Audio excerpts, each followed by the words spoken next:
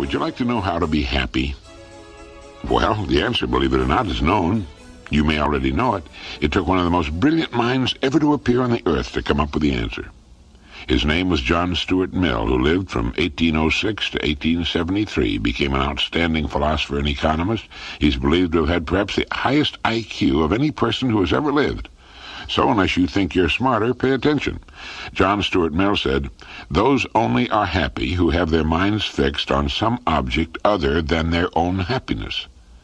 On the happiness of others, on the improvement of mankind, even on some art or pursuit, followed not as a means, but as itself an ideal end. Aiming thus at something else, they find happiness by the way." Okay, to my mind, there's no doubt whatever that is the true and only lasting path to lasting and meaningful happiness. The definition is so excellent, and people so often seem to be confused as to what happiness is all about. Let me repeat it. Those only are happy who have their minds fixed on some object other than their own happiness, on the happiness of others, on the improvement of mankind, even on some art or pursuit, followed not as a means, but as itself an ideal end. Aiming thus at something else, they find happiness by the way. I wonder why that isn't taught in school. I believe it's safe to say that not one person in 5,000 could give you an intelligent definition of what true happiness is all about. We must have our minds fixed on something other than happiness in order to find it. If we seek it directly, it will elude us forever. People say, "I want to be happy," as though it's something that can be done to them, whether they do anything about it or not. Such people can never know happiness until they break out of the tiny world of themselves. Those only are happy who have their minds fixed on some object other than their own happiness. Therein lies the secret. The happiest people are usually the busiest people, almost always those whose business consists of serving others in some way. By losing themselves in what they're doing and where they're going, happiness quietly joins them and becomes a part of them.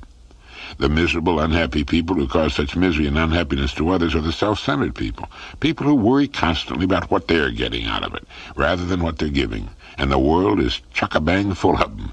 Unfortunately, we see their harried, unhappy, furtive, ferret-like faces everywhere, pushing, their grasping hands extended. They fear life, they fear death, they're the pitiful caricatures of humanity, and they pay a terrible price for their ignorance. All right, no more mystery then as to what happiness is all about. If you're not happy, it's because you're not meeting John Stuart Mill's simple directions and definition. If you do qualify, you're a happy person. The thing I like about the definition, other than the fact that it's the best I've ever found, is that it places the responsibility for happiness directly where it belongs. I was staying at a resort hotel, the Grand Hotel on Mackinac Island in northern Michigan. One evening after dinner, I settled myself comfortably in a chair on the porch that runs the entire length of the old frame hotel. Supposedly it's the longest porch in the world, just to relax and enjoy the delightful evening. There was a light breeze and a good moon. The lake was beautiful, and the lights of the passing ships could be seen. The evergreens stood out clearly in the moonlight, and it was altogether one of those really great times you remember. Before long, a young couple came strolling down the long porch. They were walking arm in arm, and I thought that they were all that was needed to make the picture complete. They walked slowly by me and then took seats not far away. They were silent for a moment, and I naturally thought that they were enjoying the remarkable beauty of the scene and the night as much as I was, when the young woman spoke. I know these were her exact words because I wrote them down as soon as I could stop laughing. She said, "I hate the smell of horses." There are no automobiles on Mackinac Island. All the transportation is done with horses, and they naturally lend their own unique flavoring to the island's atmosphere. I found it charming, and a lot less irritating than the noise and fumes of cars, taxis, and trucks. But what made me laugh, of course, was that in the midst of all that beauty on one of the most beautiful evenings of the year, in so romantic and charming a setting, the only thing the young woman noticed that was worth mentioning was the faint odor of horses. They looked at me in surprise when I laughed, so I had to explain why, which neither of them found to be amusing at all. In fact, the young woman seemed somehow offended, and they soon moved away from the strange character who not only eavesdropped but also laughed at them. The sad thing about it all was that the attractive young woman belongs to that vast army whose members make it their business to spend their lives focusing on the wrong things. I'll bet if the young man gave her a string of pearls, she'd busy herself with a minute inspection of the clasp. On a beautiful day, Such people can spot that tiny cloud on the horizon. They don't appreciate the good qualities in people, but complain about their defects. If their children bring home report cards with 5 B's and 1 C, it's the C that'll get the comments and the attention. They don't look for what's right, but what's wrong. In a world of miracles and beauty, they see only horse droppings. If you mention this to them, they'll usually say you have your head in the sand, and they have it all backwards. There's nothing in the world that's perfect, and it's our job to eliminate as many defects as we can, but pity the poor people who go through life seeing only the fly specks on the window of the world. We speak of recreation without being mindful of its original meaning, its real meaning, which is to recreate oneself. Recreation should be recreation, a time so spent that we can reevaluate things, our lives, our work, our goals, our reasons for living, our service, our contribution, our education, our hobbies, our enjoyment of ourselves and others. A round of golf, great as it is, simply is not time enough, nor are a few sets of tennis or an afternoon poking around in the garden. We need more time than that. Several days, a couple of weeks or longer, and on a regular basis. For me, it's getting on the water in a boat. It's wearing comfortable old clothes and sailing out of sight of land with just the sea and the wind and the sky, and it's puttering and fixing things around the boat, sanding and varnishing and making little improvements. There's the therapy of the fresh air, the sea itself, the elements, and it's using your 2 hands, the most versatile instruments on earth, and the tools they've fashioned to help. Everyone has his own way, or should have his own way, of recreating himself, of renewing himself, so that he can turn again to the necessary pursuits of living with new interest and enthusiasm. What's yours?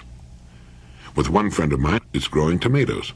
For others, it's painting or cooking or mountain climbing or fishing or camping or traveling. Everyone needs recreation in its true sense. Robert Ardrey points out in his marvelous book, The Social Contract, that the 3 most important factors to any human being are, in this order, number 1, identity, recognition as a separate, original human being. Number 2, stimulation, change, the opposite of boredom. And number 3, security, the opposite of anxiety. Well, this recreation business comes under headings 1 and 2 and most certainly helps us establish number 3. That is, occasional renewal helps us find ourselves, reestablish just who we are and what we want. So it helps with our identity problem.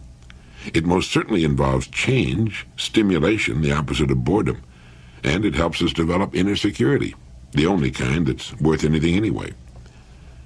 If a person has this inner security, real security as a person, his world can come crashing down all around him and he can still emerge secure within himself and build a new and possibly better one. So when you find yourself getting stale, you need some meaningful recreation.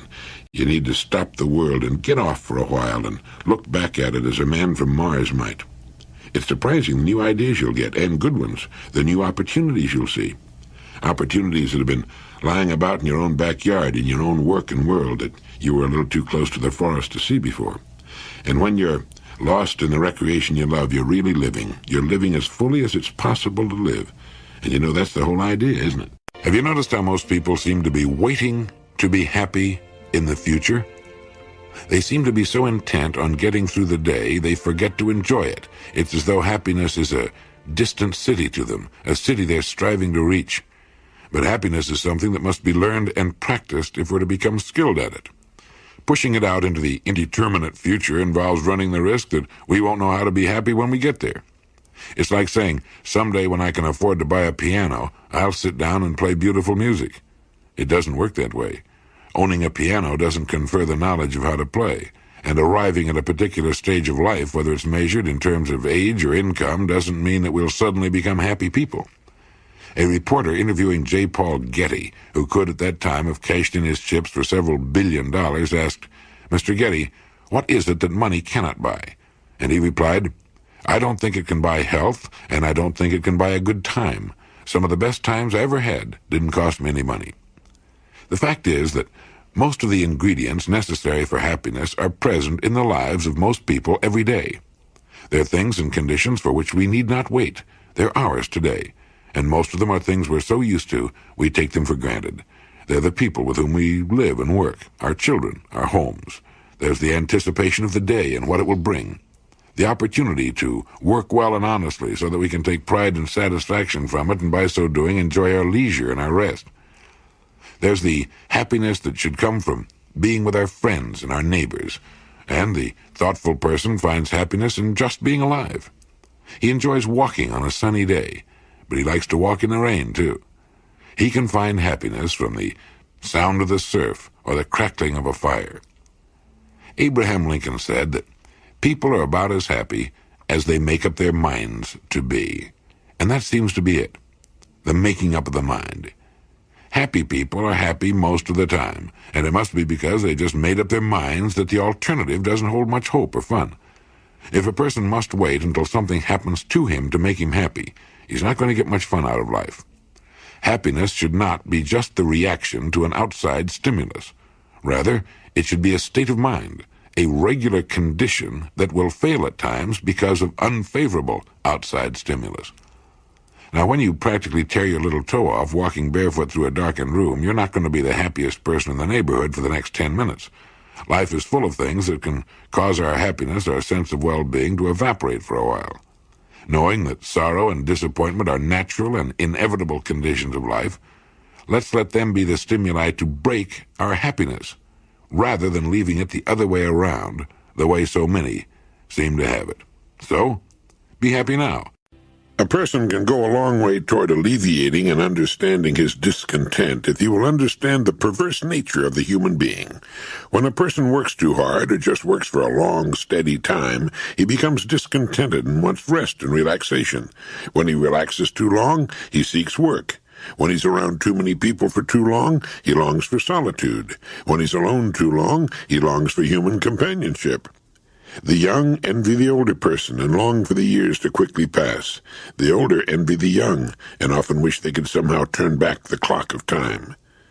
You'll be a lot happier and have a much better sense of humor if you'll understand that it's an integral and indissoluble part of human nature to become dissatisfied, to want what you don't have at the moment. Moments of complete and blissful satisfaction are wonderful but rare, and soon give way to a nagging desire for something else. And that's good. If we understand this part of ourselves, we can avoid frustration. It is this godlike discontent that lurks in the growing person that's responsible for all human progress. That our discontent is also responsible for a great deal of pain and unnecessary suffering is simply the other side of the coin. Do you remember the old fable about the fisherman who caught a magic prince in the form of a fish? And the fish told the fisherman that if he let him go, the fish would grant any wish. The fisherman let him go, talked it over with his wife, and they started wishing. Each time their wish was granted, they'd then wish for something greater. Finally, they lived in a great, gleaming castle with hundreds of servants. But it wasn't enough. The wife wanted then to control the sun, to make it obedient to her whim. And when the fisherman asked for this wish, the finny prince was disgusted and took away everything. They were once again in the simple shack. Like so many old fables, it's a commentary on human nature, and it comes uncomfortably close to the truth. We say, if only I had such and such, I'd be completely happy for the rest of my life. It isn't true. As soon as we have such and such for a while, a surprisingly short while, we then want something else. Discontent comes with the territory. It comes with being human. Are you discontented?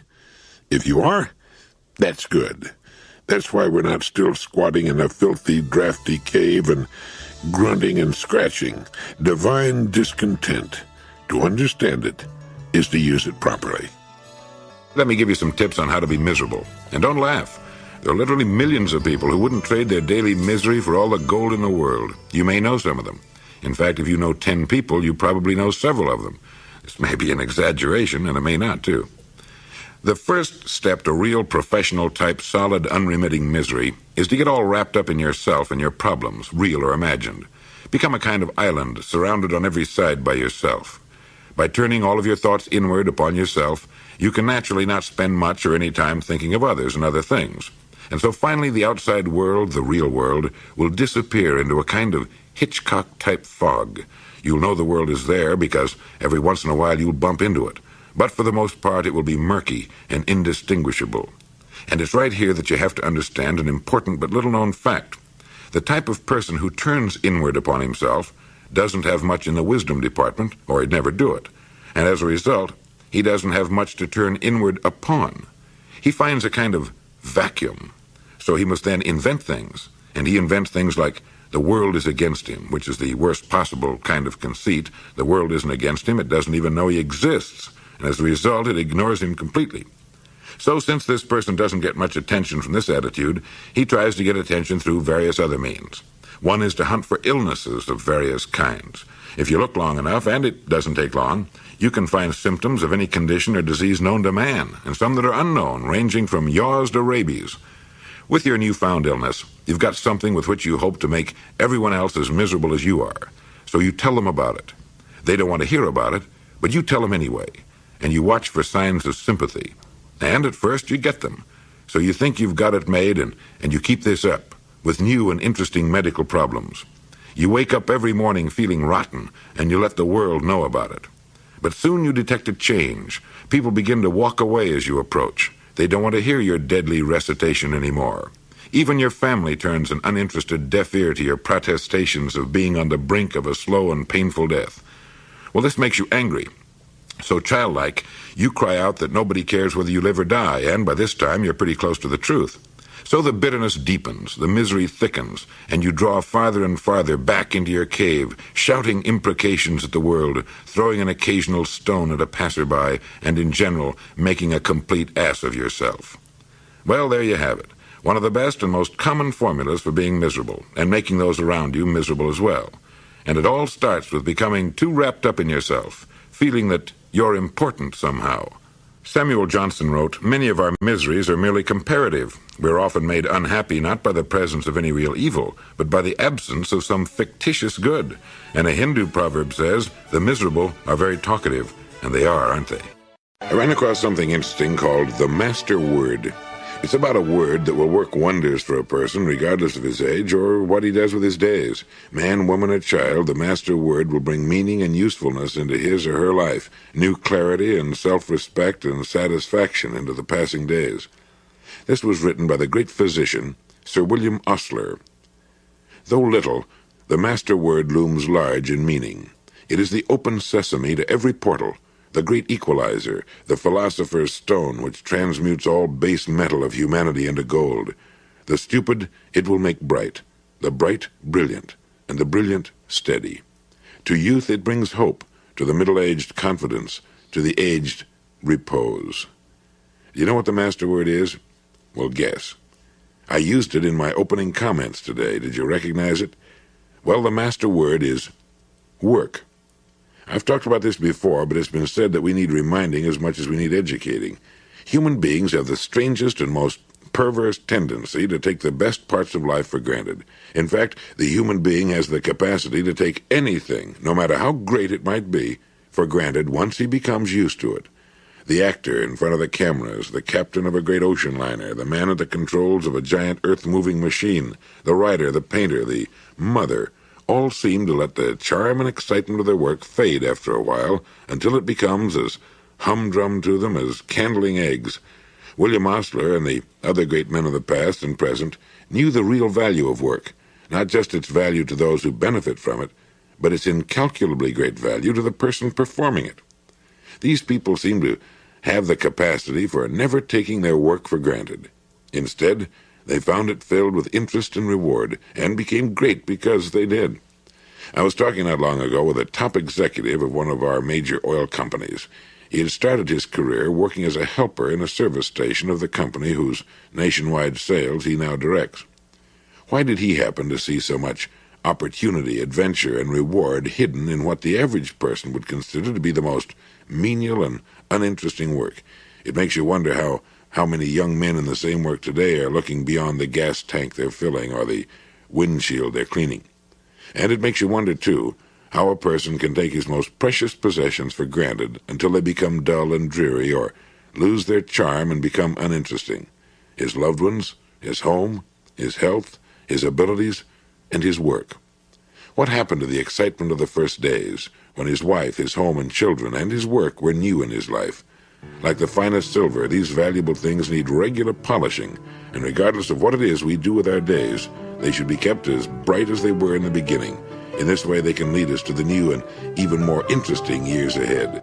Dr. Paul Shearer, speaking of Job's impatience to get immediate and direct answers to his questions, said, "Greatness and peace and happiness are simply not proper ends for any human soul to set for itself. They are the byproducts of a life that is held steady like a ship at sea to some true course worth sailing." Terrific, isn't it? Greatness and peace and happiness are not proper ends for any human soul to set for itself. They are the byproducts of a life that has held steady like a ship at sea to some true course worth sailing. In other words, if the course to which you're holding is right, everything else you want will come as byproducts. Some true course. How does a person find some true course worth sailing? I remember some time back a man came to me for advice on how he might become a popular, sought-after platform speaker. He told me he enjoyed making speeches and wanted to make a career of it. I asked him what he wanted to say, and drew a complete blank. It became clear that he was ready to speak on any subject the entertainment committee wanted him to speak on. It wasn't the subject, it was just that he wanted to make speeches. I told him that he'd never become a great and sought-after speaker until he had something he wanted very much to say, something inside of him that burned to get out, that he felt needed telling. Speakers become great because of what they want to say. Greatness follows the zeal of their subject, and it's the same with some other true course worth sailing. A person needs to find the course in which he can lose himself, dedicate himself, and then the greatness and the peace and the happiness will come to him naturally as the bee comes to the blooming flower or a child runs to its parents. People who find their lives filled with confusion and uncertainty, with boredom and unhappiness, need to find a meaningful vehicle for their lives, something in which they can lose themselves completely. It needn't be some great cause, although it can be. It can be found usually in our present work, as a rule. It needs only be ferreted out. We need to know, we need to become, in the words of Dr. Maslow, self-actualizing. We need to become people who are steadily moving toward fulfillment, toward personal enrichment. Dr. J. Wallace Hamilton puts it pretty well when he asks and answers his own question. He writes, "What then are the basic laws of happiness, and how do we learn them? I suppose the clearest law upon which there's fundamental agreement is that this inner music of the soul which we've named happiness is essentially and inevitably a byproduct, that it comes invariably by indirection. To pursue it, to pounce upon it, to go directly after it, is the surest way not to obtain it." People who make a mission of seeking happiness miss it, and people who talk loudly about the right to be happy seldom are.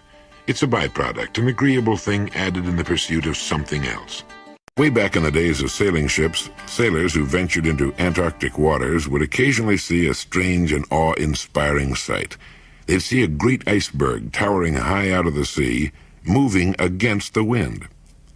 Now, since they depended upon the wind to drive their ships, they were keenly aware of its direction, and to see this great, shining, apparently inanimate monolith of ice moving mysteriously into the teeth of the wind was, to them, uncomfortably curious. It was not until much later that students of the sea learned of the great currents, which, like titanic rivers, moved their mysterious ways through the body of the sea.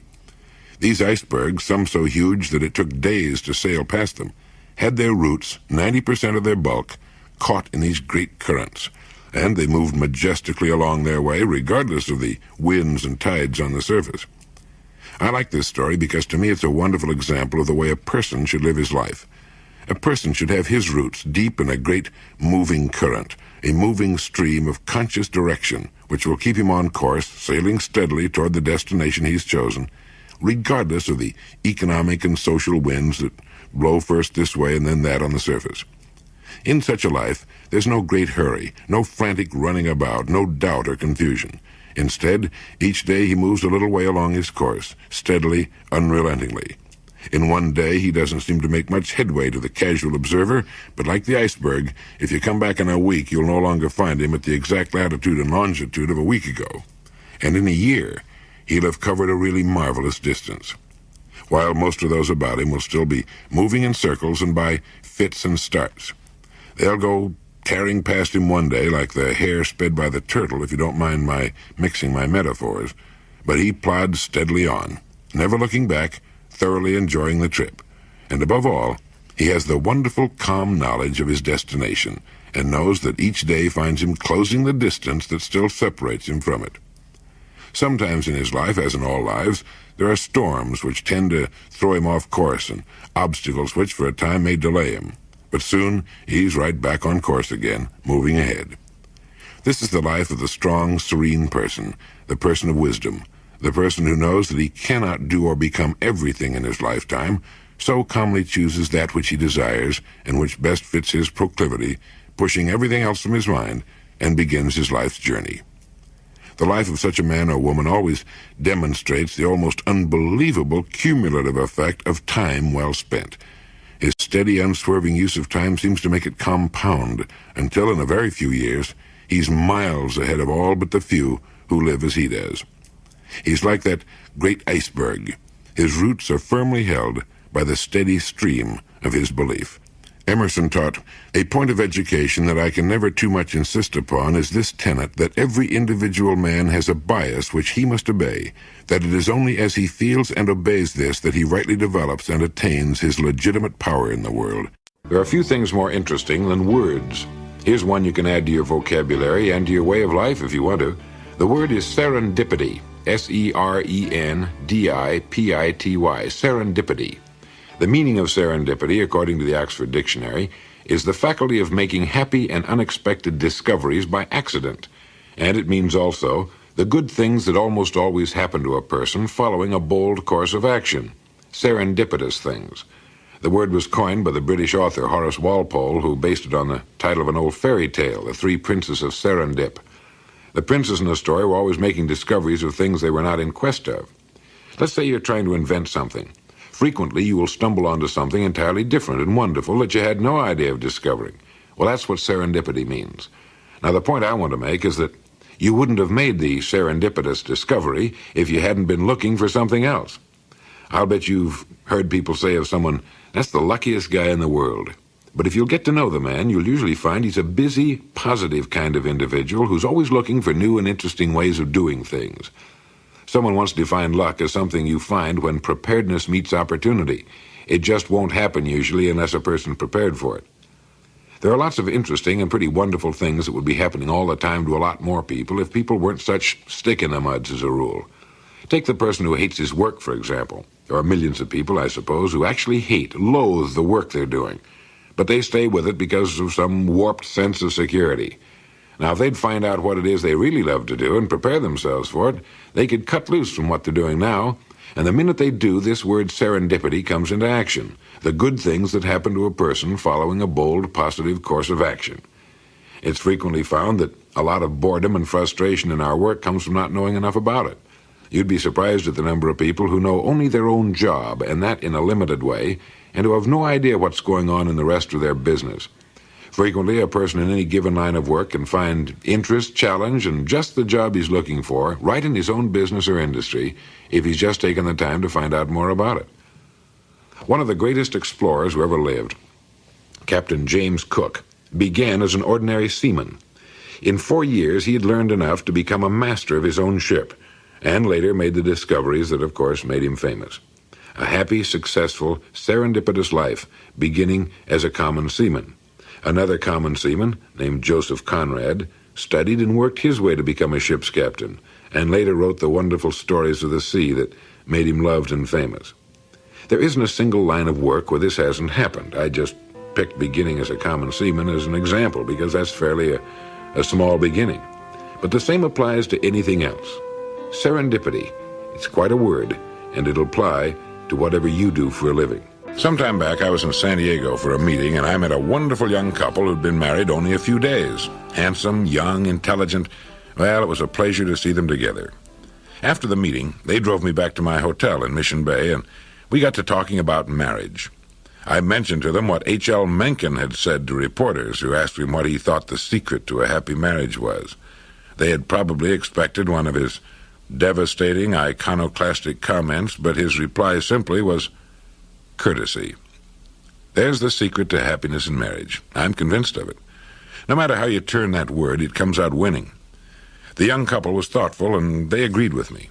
Courtship, marriage, should have its foundation on love and mutual respect, but the years ahead, a lifetime together, will depend upon that word Mencken passed along as the secret of a happy marriage: courtesy. If a man and woman will be courteous to each other, they'll never take each other for granted. Their marriage will never become dull and common and stale.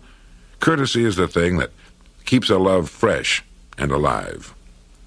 It's a strange thing, but if there's one person on the face of the earth you should show courtesy to, it should be the person to whom you're married. That person before anyone else. And yet, well, you know as well as I do that in all too many homes, that's the last person to be treated with courtesy, thoughtfulness, and respect. It takes thought and work to be courteous every day to the person you're married to, and that's exactly what makes a marriage work: thoughtfulness and working at it. People often think there's some kind of mystery to a really great and successful marriage. There's no mystery at all. Everything operates on the same law: cause and effect. The yard around your house will reflect exactly the care you're giving it.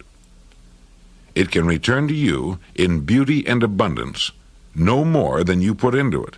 It's impossible. It's the same with a job, a business, a human life, a marriage, with everything. No secret, no mystery. You can tell exactly, precisely, what people are putting into a marriage by observing what the marriage is returning to them. And the most important ingredient is courtesy. How do you feel toward anyone who treats you with courtesy and respect? You like that person, and you like to be around him. And when this same common sense is applied to the one person on earth you've decided to spend your life with, it takes on whole worlds of new meaning and builds a foundation of solid rock under the love you have for each other. The children grow up taking courtesy as a matter of course. They see the fine and gentle way their parents treat each other, and they'll know how to treat their partners someday. Courtesy, one word in the English language that can make of a marriage a thing of warmth and beauty if it's there, or a living hell if it isn't. Back in the days of ancient Rome, during the years of the Caesars, there was a person whose only job was to hold a laurel wreath over the head of the Caesar and from time to time intone the words, "Thou art mortal." Now the purpose of this was to remind the man in whom such great powers resided that he too was, after all, only a man, and as such, mortal. When we're young, we tend to think of life as never-ending. Time for us stretches off limitlessly into the future. But as we get older, even in our 40s, which should be a time of vigor, interest, and activity, really a time of young maturity, we begin to get from time to time small reminders of our mortality. Oh, it might be a sudden shortness of breath or a perfectly normal twinge in the chest, a bit of back trouble. But we get these occasional reminders that time is not, after all, standing still for us, that we, like the Caesars of old, are indeed mortal. To the neurotic, this sort of reminder fills him with dread and plunges him into even deeper depression. But to the fairly normal, reasonably well-adjusted person, this comes as a reminder to enjoy to the fullest the time that is remaining, that days are not things to be waited through until Saturday or a birthday or Christmas, but rather to be savored and enjoyed one by one, hour by hour. We come to an understanding that to kill time, as we so aptly put it, is really nothing more than to kill a little part of ourselves, since time is all we have. It reminds us, too, or at least it should, to be more patient, more tolerant of others, particularly those we love. If we're mature enough to love anyone, it means exactly that. And it reminds us to follow our hunches and obey our sudden impulses, especially those which involve a kind word or a pat on the back or a sign of tenderness. Those we love, as well as ourselves, are only passengers for the journey's duration, so let's let them know we enjoy sharing it with them. And if we don't always enjoy it, let's fake it. Let's pretend we do. After all, the trip really isn't all that long. I saw a newspaper picture not long ago of a woman of 75 ice skating. It reminded me that 75 is only old to people under 60. To people 75, it's a good, thoroughly enjoyable age, and maybe we'll all live to be 85 or 95, and maybe we won't. In any case, there is a limit, and there should be, or it wouldn't be there. And since there is, why not relax a little? not take things too seriously. And as an old friend of mine once said, in a life where death is inevitable, never worry about anything. Sure, it's easier said than done. I remember reading a story about an old man who was planting a young tree in his yard. His neighbor hailed him and said, "What are you planting the tree for? You'll never live to see it grown." And the old man calmly went on with his planting and said, "I believe you have to plan on dying tomorrow or living forever." Well, I'm not planning on dying tomorrow. George Santayana once wrote that there's no cure for birth and death save to enjoy the interval. There's no cure for birth and death save to enjoy the interval. You know, it's being reminded of something like that which can shake a person up a little bit. Have you ever thought much about how much time we waste and unhappiness we bring on ourselves by worrying about the future and reliving in our minds the mistakes of the past? One of the neatest tricks in the world is to learn to enjoy the present, since the present is the only time we'll ever own. Distance is no longer a serious obstacle due to modern means of travel, but time remains unconquerable. It cannot be expanded, accumulated, mortgaged, hastened, or retarded. It's the one thing completely beyond man's control. And while the supply of time is certainly limited for anyone, generally it's squandered as though there's no end to it. The man on the commuter train, bored, waiting to get home, then waiting for dinner, then waiting to go to bed or for a particular television program, and he thus spends his time slightly behind reality, waiting for something that's coming up. And while it'll keep him going, he never or seldom learns to enjoy the time he's using right now. But what it takes seems to be an awareness of living. It means being aware that you're alive at this moment, and that the world and people are interesting enough at any time, so that we needn't waste so precious a thing as time in boredom. If we know where we're going in the future, we can do our work the best we can, give it everything we've got, and we don't need to worry about it or the future. And as for reliving our mistakes of the past, this is the easiest advice on earth to give, and probably the most difficult on earth to follow. Everybody knows that it's perfectly useless to relive in our minds the dumb stunts we've pulled in the past, but this doesn't keep us from doing it. And again, according to the experts, the solution may be found in living for the present and enjoying it as much as we can. Now, this does not mean that we should not plan for the future. We should. But once our plans are laid, fine. Work on them, but don't stew and fret over them. All we will ever have is today. Yesterday is gone forever, can never be recalled, and tomorrow really never comes. If we find it difficult to enjoy the day in which we're living, we should remember that what we're waiting for will be made up of the same kind of days we're getting now. Frequently, a person who's unhappy by nature will believe that when something happens in the future, such as marriage, a better job, more money, or whatever it happens to be, that he'll suddenly be a happy person. But the facts don't bear that out. If we're living in the past, or worrying or hoping for happiness in the future, the best thing we can do is ask ourselves, how am I doing with the days I'm getting right now? How am I doing today? It's not how much we have, but how much we enjoy that makes happiness. Try that business of being aware of the present and its possibilities, and the chances are you'll enjoy it. The head of a great corporation died in his New York office of a heart attack. Later, when it came time to clean out his desk and collect his personal effects, a hand fishing line wrapped on a stick, complete with bobber, sinker, and rusted hook, was found in his bottom desk drawer. It was probably the one he had used as a small boy on the farm in the Middle West. Had that relic of younger carefree days represented his real dream of what living was all about? He had gone to school, found a job, got married, worked hard, purchased a home on the installment plan and the other niceties of living. Children had come along, and there was their education to think about. There were the promotions that came from hard work and native ability and the passing of the years. There were the clubs and civic things, the professional associations, the crises on the job and at home. And finally, the top job with a company that had grown very much larger with the passing of 30 years. The top job with its responsibilities to stockholders, employees, customers, research and development, finance. The kids were out of school and married themselves now. It had all happened so fast and with no real plan of any kind. It had been school, then job, then work, then promotions and family and income problems, and suddenly there he was on top of the pile.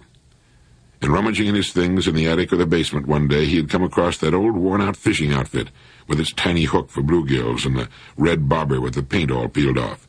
The string had almost come apart in his hands, and he'd sat there and remembered that cool little creek with the summer smell of it and the green moss along the bank, the frogs plopping into the water and the water bugs skimming in the willows along the bank. He remembered the excitement of seeing that bobber suddenly disappear and the frantic tug of the fish on the line, and finally a nice string of them for dinner. And suddenly, he had wanted to go back. He had realized that that had been living, that that had been real and elemental and satisfying, and somehow he hadn't done enough of it. He hadn't had the time to just go sit on a bank and fish for a while and chew on a twig and feel the sun on his back and wait for the bobber to disappear. The time and the leisure to listen to the voice inside and get things straightened out in his mind as to what was important and what wasn't. Things like goals and roles.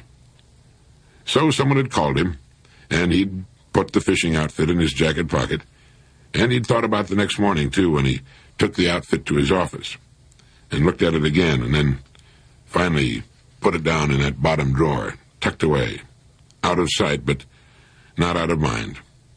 And then there'd been the coronary, and that had been the end of that.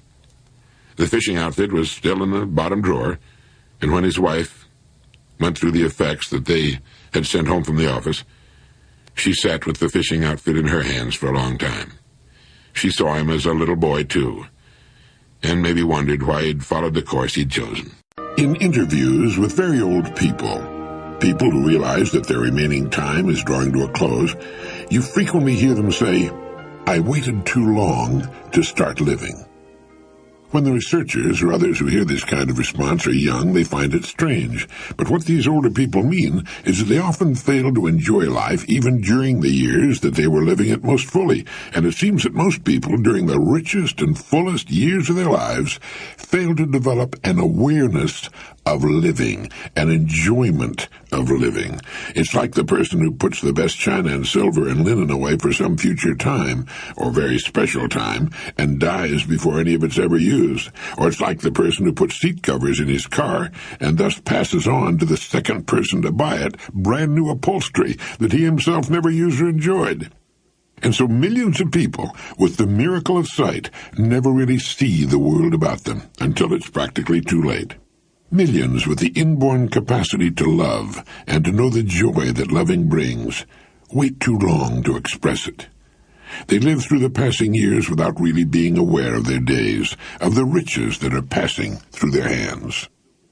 Few people, it seems, develop an awareness of daily living. In possession of the miracle of life, they pass through their days like automatons. In possession of the greatest gift on earth, life itself.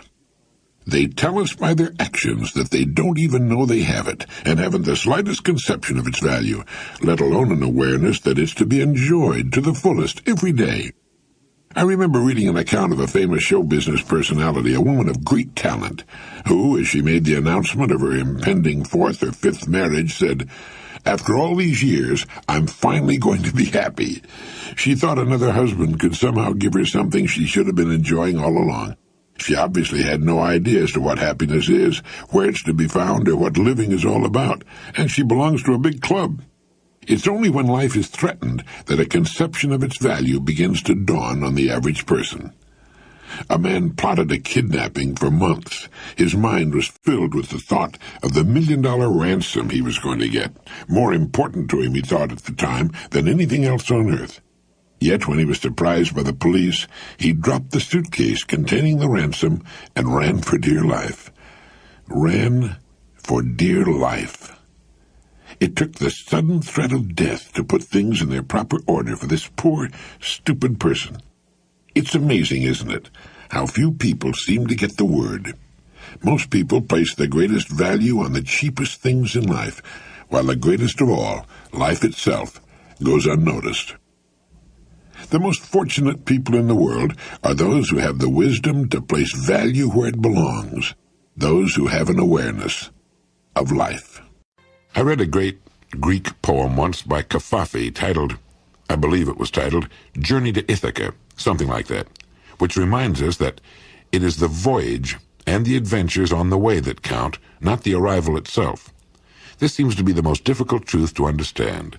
This is not to say that a man's goal in life is unimportant. On the contrary, it's vital, for without a goal, a distant destination, we would not begin the trip at all.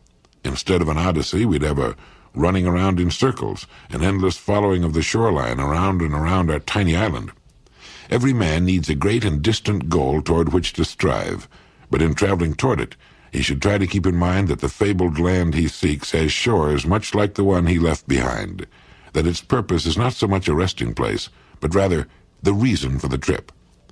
Where a person goes is not nearly as important as how he gets there. That a house is built is not important. It's the manner in which it's built that makes it great, poor, or average. That we live is not nearly as important as the manner in which we live. I think it's in misunderstanding this that often keeps people in a state of unhappiness and anxiety. They forget what they're really looking for, or what they really should be looking for, the discovery of themselves. This is the island toward which everyone should journey. It's a difficult journey, beset like the travels of Ulysses with many dangers and hardships, but it gives meaning to life, and there are many rich rewards to be found along the way. It means asking the questions that are hard to answer. Questions like, where am I going? Why am I going there? What is it that I really want? And why do I want it? Am I making the best possible use of myself as a person? Am I gradually realizing my real potential? Am I discovering my best talents and abilities and using them to their fullest? Am I living fully extended in my one chance at life on earth? Am I really living? Who am I? These are the questions everyone must ask himself and find the answers to. As Emerson wrote, though we travel the world over to find the beautiful, we must carry it with us, or we find it not. Whatever it is you're looking for must first be found within yourself, whether it be peace, happiness, riches, or great accomplishments. Everything we do outwardly is only an expression of what we are inwardly. To ask for anything else is as absurd as looking for apples on an oak tree. So the person who knows what he wants knows what he must become, and so he fixes his attention on the preparation and development of himself. And as he grows toward the ideal he holds in his mind, he finds interest, zest, and joy on the journey. He looks forward to tomorrow, but he also enjoys today, for it's the tomorrow he looked forward to yesterday. He knows that if he cannot find meaning and value in his present, it will very likely be missing from his future. Today is the future of 5 years ago. These are questions that need answering. Some 4,500 years ago, one of the most inspiring thoughts the world's ever produced was written in Sanskrit, and here's its translation. It goes, "Look well to this one day, for it and it alone is life. In the brief course of this one day lie all the verities and realities of your existence, the pride of growth, the glory of action, the splendor of beauty. Yesterday is only a dream, and tomorrow is but a vision. Yet each day, well lived, makes every yesterday a dream of happiness, and each tomorrow a vision of hope. Look well, therefore, to this one day, for it and it alone is life." With that one bit of ancient philosophy and little else, a person could live an ideal and richly successful life. It applies to everyone in every walk of life, certainly the student, the teacher, the business person, the worker, whatever his task may be, the housewife, the politician, the clergyman. I remember reading somewhere about a businessman who visits his barber shop every morning for half an hour. He doesn't want to shave or haircut every morning. He lies stretched out in the chair with a hot towel on his face, not just because it's soothing and relaxing, but so no one will recognize and speak to him. And during that half hour, he gets himself organized mentally for the day ahead. Sounds like a good idea, but I think everyone could accomplish much the same thing by sitting quietly and slowly reading that great piece of wisdom from the Sanskrit. Look well to this one day, for it and it alone is life. It's true. Today, right now, it's all the life there is for any person on earth. We can look toward and plan for the future, certainly, but if we pass up living and enjoying today, we're passing up all we've got for something we hope to get. In the brief course of this one day lie all the verities and realities of your existence, the pride of growth, the glory of action, the splendor of beauty. In reading and thinking of this at the beginning of each new day, we could remind ourselves of these points. The truth and reality of our lives, in themselves a miracle. And we would remind ourselves of the duty to grow a little as persons, to rise above the petty and the trivial, to become stronger and more serene. And we would remind ourselves to take some action calculated to move us a notch closer to our goals and toward fulfillment as persons, and to recognize and be aware of the beauty around us. The proof of the greatness and truth of this piece of writing is in the fact that it successfully withstood the test of time and has endured for more than 4,000 years. It's as modern and important today as it was the day it first flashed across the mind of some person whose name has long been forgotten. And it'll be just as important to thinking men and women 4,000 years from today. For real truth is as ageless as the mountains, as enduring as the sea. Emerson wrote, "There is a time in every man's education when he arrives at the conviction that envy is ignorance, that imitation is suicide, that he must take himself, for better or worse, as his portion, and that though the wide universe is full of good, no kernel of nourishing corn can come to him but through the toil bestowed on that plot of ground which is given him to till. The power which resides in him is new in nature, and none but he knows what that is which he can do, nor does he know until he's tried. Trust thyself. Every heart vibrates to that iron string." There is a bit of advice that a person would do well to reflect upon every morning of his life. No one can even estimate the number of people who live nervous, anxious, unhappy lives because they daily attempt the impossible, which is to be like someone else. There are people who don't realize the truth of Emerson's words that envy is ignorance, that imitation is suicide. He must have used the word suicide because we have to kill that which is natural in ourselves when we attempt to be like someone else.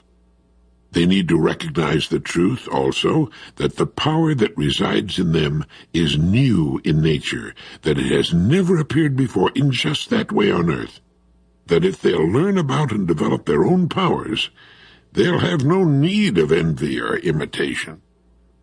Envy is ignorance because it means a person is ignorant of his own powers and abilities, his one-of-a-kind natural talent. He's never looked within himself for his own road to greatness, but instead seeks it in the lives of others. And when he fails to succeed, as do those he envies, as fail he must because he can't possibly be exactly like them, his image of himself shrinks. Not understanding that he is unlike those he envies, he doesn't realize that this simple fact lies at the bottom of his failure. Nor does he understand that he can be as successful as anyone on earth if he will build upon that power that resides in him. As Emerson put it, the power which resides in him is new in nature, and none but he knows what that is which he can do, nor does he know until he's tried.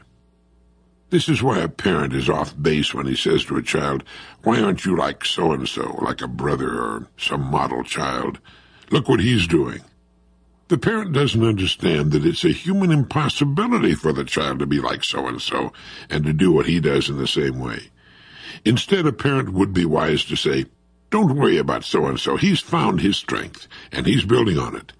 You have a strength of your own, and when you find it, you can build just as high." And then those great words, "Trust thyself." Every heart vibrates to that iron string. When a person finds himself, when he stops imitating and envying others, there's something in his nature that says to him, "This is it. You've found your road at last." Every person is born to be a star at something. The purpose of his or her life is to discover it, and then to spend his or her years building upon that plot of ground it was given to him and to her to till. What makes you happy will depend upon your own personal nature, which is different in many ways from that of any other human being. To try to find happiness by doing what seems to make others happy is to fall headfirst into the identity trap. So writes Harry Brown in his book, How I Found Freedom in an Unfree World. Mine's an Avon paperback. He believes that there are two identity traps. One, the belief that you should be someone other than yourself, and two, the assumption that others will do things in the way that you would. Now, these are the basic traps of which many others are variations. In the first trap, you necessarily forfeit your freedom by requiring yourself to live in a stereotyped, predetermined way that doesn't consider your own desires, feeling, and objectives. The second trap is more subtle, but just as harmful to your freedom.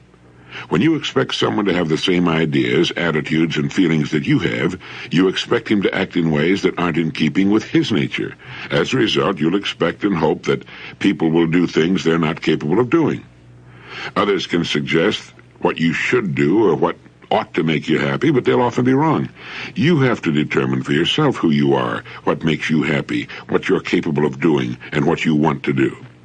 Be open to suggestions, but never forfeit the power to make the final decision yourself. Only then can you act in ways that will bring you happiness. You're in the identity trap when you let others determine what's right or wrong for you, when you live by unquestioned rules that define how you should act and think. You're in the identity trap, says Mr. Brown, when you try to be interested in something because it's expected of you, or when you try to do the things that others have said you should do, or when you try to live up to an image that others say is the only legitimate, valid image you're allowed to have.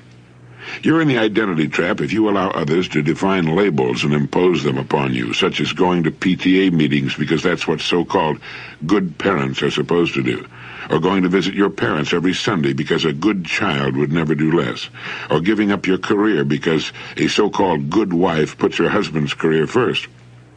You're in the identity trap if you feign an interest in ecology to prove your civic interest, or give to the poor to prove you aren't selfish, or study dull subjects to appear to be intellectual.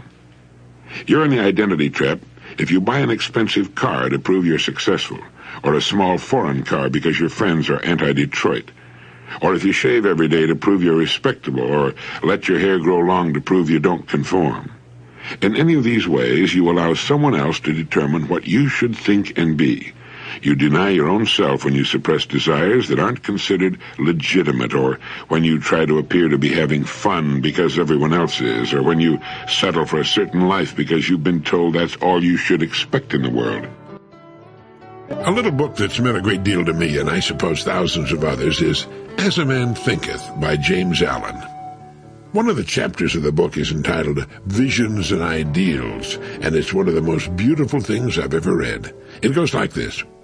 The dreamers are the saviors of the world. As the visible world is sustained by the invisible, so men, through all their trials and sins and sordid vocations, are nourished by the beautiful visions of their solitary dreamers. Humanity cannot forget its dreamers. It cannot let their ideals fade and die. It lives in them. It knows them as the realities which it shall one day see and know. Composer, sculptor, painter, poet, prophet, sage, these are the makers of the afterworld, the architects of heaven. The world is beautiful because they've lived. Without them, laboring humanity would perish. He who cherishes a beautiful vision, a lofty ideal in his heart, will one day realize it. Columbus cherished a vision of another world, and he discovered it. Copernicus fostered the vision of a multiplicity of worlds and a wider universe, and he revealed it. Buddha beheld the vision of a spiritual world of stainless beauty and perfect peace, and he entered into it. Cherish your visions. Cherish your ideals. Cherish the music that stirs in your heart, the beauty that forms in your mind, the loveliness that drapes your purest thoughts. For out of them will grow all delightful conditions, all heavenly environment. Of these, if you but remain true to them, your world will at last be built. To desire is to obtain. To aspire is to achieve. Shall man's basest desires receive the fullest measure of gratification, and his purest aspirations starve for lack of sustenance? Such is not the law. Such a condition of things can never obtain. Ask and receive. Dream lofty dreams, and as you dream, so shall you become. Your vision is the promise of what you shall one day be. Your ideal is the prophecy of what you shall at last unveil. The greatest achievement was at first and for a time a dream. The oak sleeps in the acorn, the bird waits in the egg, and in the highest vision of the soul a waking angel stirs. Dreams are the seedlings of realities. Your circumstances may be uncongenial, but they shall not long remain so if you but perceive an ideal and strive to reach it. You cannot travel within and stand still without. You will realize the vision, not the idle wish, of your heart, be it base or beautiful, or a mixture of both, for you will always gravitate toward that which you secretly most love. Into your hands will be placed the exact results of your own thoughts. You will receive that which you earn. No more, no less. Dream lofty dreams, and as you dream, so shall you become. Your vision is the promise of what you shall one day be. Your ideal is the prophecy of what you shall at last unveil. Here's something worth keeping in mind. If one advances confidently in the direction of his dreams and endeavors to live the life which he has imagined, he will meet with a success unexpected in common hours. It was written by Henry Thoreau, and it contains a truth most people don't even dream exists. If they did, the entire country might be turned into total chaos. The truth most of us miss in that great quotation is that success, beyond anything we might now imagine, lies in wait for those who can put together enough courage to actually live the life they imagine. You know, most people live in two worlds. There's the real world, the world in which they move and work and live, the world of the nitty-gritty. And there's the world of the imagination, the world they would secretly like to live in. And what keeps them from moving from the world of reality into the world of their imagination is habit, and the fear of falling flat on their faces in the attempt, and losing even the little that they presently have, and perhaps looking ridiculous in the eyes of their loved ones and friends. They're the Walter Mitties of the world. We're all Walter Mitties to some extent. What we fail to realize is what Thoreau discovered, that if one advances confidently in the direction of his dreams and endeavors to live the life which he has imagined, he will meet with a success unexpected in common hours. Thoreau knew this because he did it. So did Paul Gauguin, the painter, so have thousands of others who have found to their delighted surprise that life pays off most handsomely when we're doing that which we most want to do, when we're actually living the life we've imagined for so long. Now, that doesn't mean that we run off after every vagrant whim, but it does mean that we should live the life that we know, deep down in our very being, we would most like to live. It means that we should be doing that which every indicator of our makeup, every fiber of our being tells us we should be doing, and has been telling us for some time. Gauguin didn't tear off to Tahiti the first time the delightful thought popped into his strange head, nor did Thoreau go to live at Walden Pond the first time the idea struck him to go off by himself and meditate and think and write and try to discover for himself what was important and what wasn't. But when an idea tugs at us day after day, year after year, when we think about it as we lie awake in bed, or the first thing when we wake up every time there's a lull in our days, when it worries our consciousness like a puppy with a slipper, then it's time to do something about it. And even though making the move might seem to jeopardize everything of order in our lives, it's very likely, as Thoreau suggested, that we will meet with a success unexpected in common hours. The most commonly voiced thought after taking such a step is, "Why didn't I do this years ago?" Emerson said a man should learn to detect and watch that gleam of light which flashes across his mind from within, more than the luster of the firmament of bards and sages. Yet he dismisses without notice his thought, because it's his. Once upon a time, there was a man who felt he'd reached the end of his rope. It seemed that all the interest had suddenly vanished from his life. His creative wells had seemingly dried up. He still had his work, but it suddenly seemed meaningless to him. Even his family and his home receded darkly in his mind. Finally, nearing the point of desperation, he went to see his old friend, the family doctor. Well, the doctor listened to his story, saw the depth of his depression, and then asked him, "When you were a child, what did you like to do best?" And he answered, "I like to visit the seashore." "All right," the doctor said, "you must do exactly as I tell you. I want you to spend all day tomorrow at the shore. Find a lonely stretch of beach and spend the entire day there from 9 in the morning until 6 in the evening. Take nothing to read, and do nothing calculated to distract you in any way. I'm going to give you 4 prescriptions in order. Take the first at 9, the second at 12 noon, the third at 3 o'clock, and the last at 6. Don't look at them now. Wait until you arrive at the shore tomorrow morning."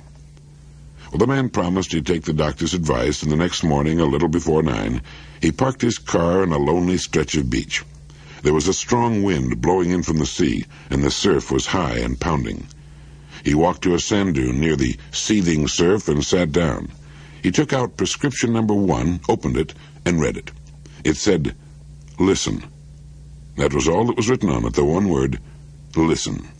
And so for 3 hours, that's all he did. He listened to the sound of the buffeting wind and the lonely cries of the gulls. He listened to the sound of the booming surf. He sat quietly, and he listened. At noon, he took out and read the second prescription. It said simply, "Reach back." And so for the next 3 hours, he did just that.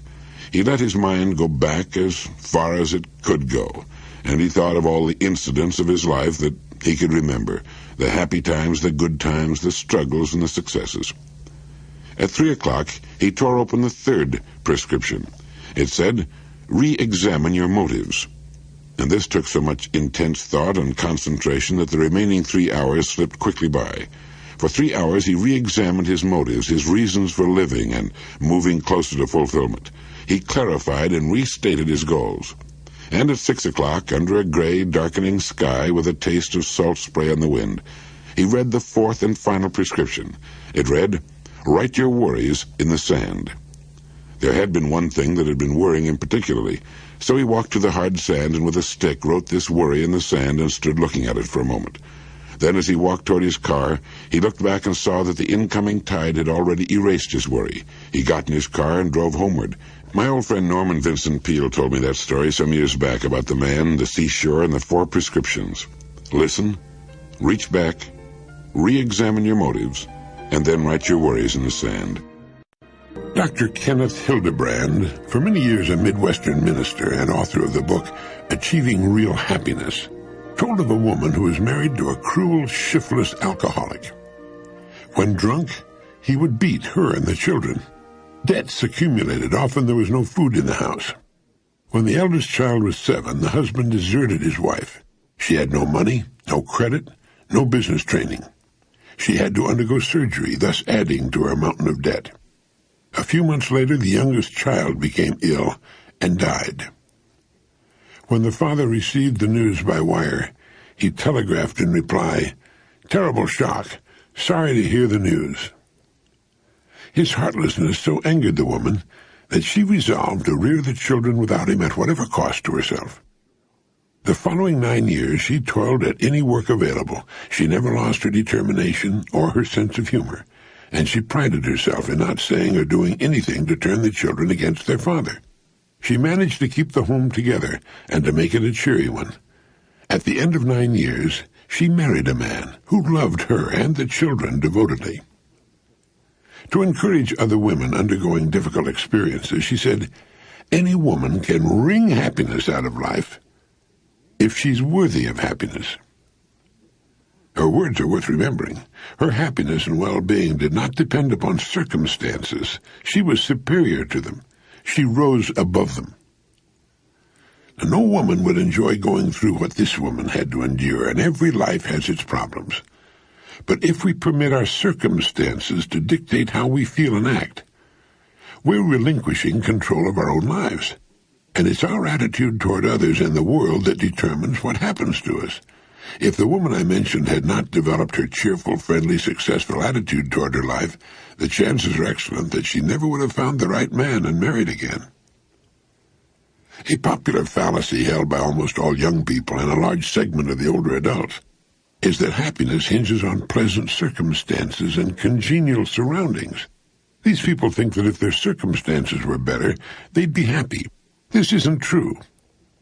If a person cannot find happiness in his daily life now, unless he wakes up, he will never be happy, regardless of his circumstances. The fact is, whether or not we admit it to ourselves, that genuine happiness is hidden in the quiet simplicities and fundamental virtues of life. These cannot be purchased, even though you could afford to pay a king's ransom, and they at the same time exist for anyone. Every day of our lives is either successful or unsuccessful. If we permit the success of our days to depend upon things such as the weather, the talk and the actions of other people, and if we concentrate not on what we have, but rather on those things we do not have, well, we become little more than small mirrors of our surroundings. What we should remember is that each of us, in reality, shapes his world in his own likeness. If ours is not a happy world, it's because that's the way we see it.